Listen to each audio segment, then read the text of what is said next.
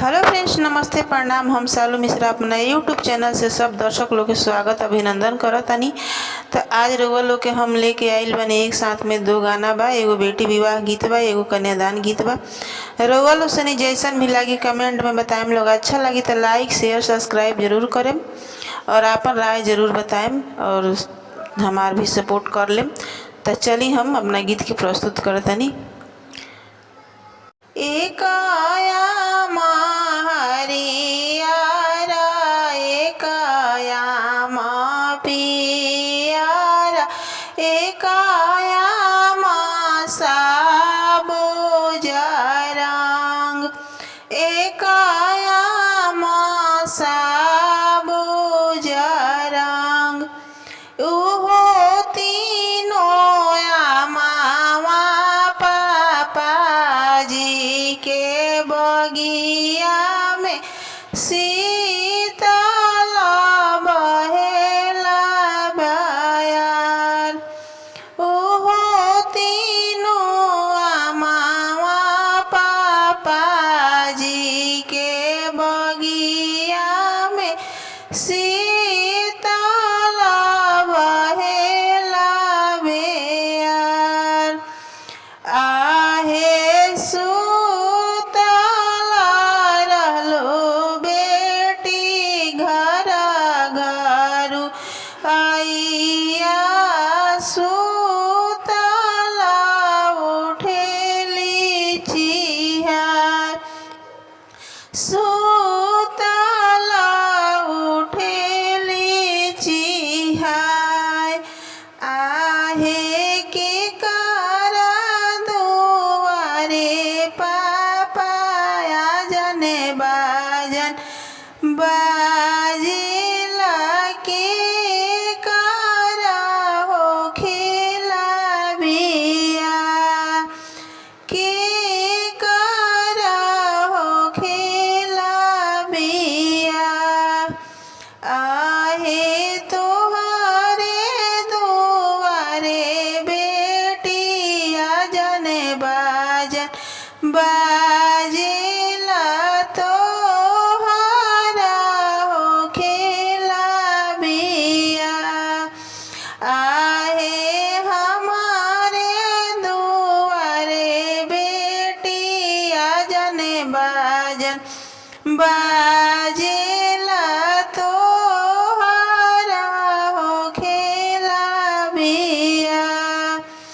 आहे सिखाहू ना पनिया घर घरू आइया, आवारो रसोइया बेहावार, आवारो रसोइया बेहावार। आहे सासु ननदया मावैया गरी आइहे, मोरा मुखे सहलो ना जाय, मोरा मुखे सहलो ना जाय। आहे सासु ननद बेटी भैया गरी आइहे, देहु नया चारा पसार, देहु नया चारा पसार। निकला ना सुंदर बेटी अपना महल से, निकला ना सुंदर बेटी अपना महल से। ऐसन सुंदर बर पवलू के करा धर्म से, ऐसन सुंदर बर पवलू के करा धर्म से। आमा के बतावल बरा पापा के खोजल है, आमा के बतावल बरा पापा के खोजल है। ऐसन सुंदर बा पवनी अपना धर्म से ऐसन सुंदर बर पवनी अपना धर्म से निकलन सुंदर बेटी अपना महल से निकलन सुंदर बेटी अपना महल से ऐसन सुंदर बर पवलू के करा धर्म से ऐसन सुंदर बर पवलू के करा धर्म से चाची के बतावल बारा चाचा के खोजला है चाची के बतावल बारा चाचा के खोजला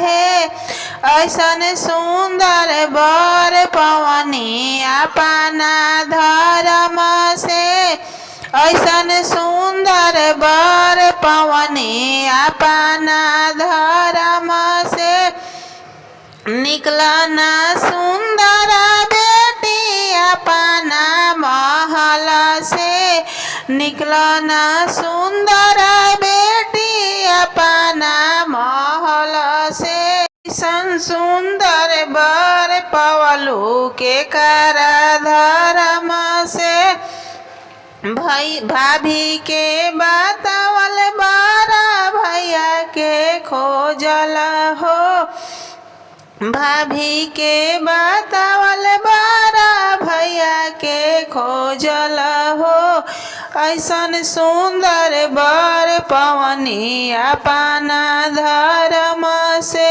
ऐसन सुंदर बर पवनी अपना धर्म से निकलन सुंदर बेटी अपना महल से निकलन सुंदर बेटी अपना महल से ऐसन सुंदर बर पवलू के करा धर्म से ऐसन सुंदर बर पवलू के करा धर्म से दीदी के बतावल बारा जीजा के खोजला है दीदी के बतावल बारा जीजा के खोजला है ऐसन सुंदर बर पवनी अपना धर्म से ऐसन सुंदर बर पवनी अपना धर्म से निकलन सुंदर बेटी अपना महल से निकलन सुंदर बेटी अपना महल से ऐसन सुंदर बर पवलू के करा धर्म से।